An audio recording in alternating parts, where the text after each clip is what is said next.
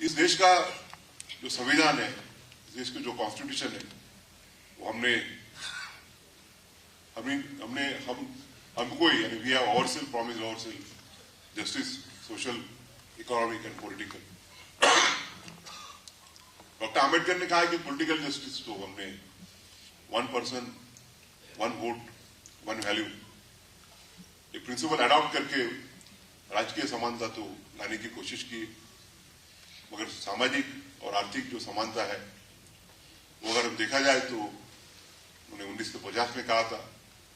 कि हमारा जो समाज है वो ऐसे कंपार्टमेंट में विभाजित है कि एक कंपार्टमेंट से दूसरे कंपार्टमेंट में एंट्री नामुमकिन है,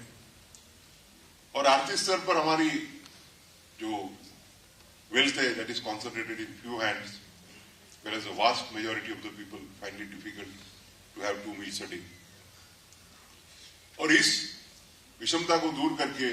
सही हिसाब से सामाजिक और आर्थिक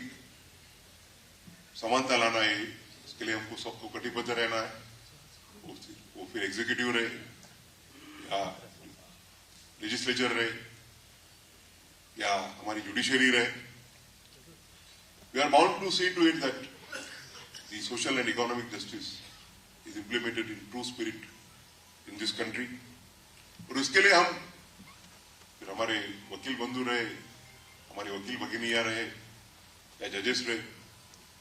they need to have commitment to the constitutional values. मैं हरदम कहता हूं कि माननीय नरसिम्हा जी ने भी जिक्र किया कि lawyers and judges are like two wheels of a golden chariot of justice. There, if you span the wheel of one, if you span one wheel, the efficacy of the entire chariot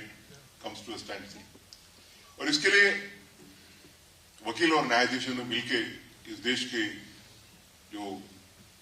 आखिरी गांव में रहने वाला, इस देश के main stream से जो दूर है ऐसे नागरिक को न्याय देने के लिए हम सबने कार्य करना चाहिए।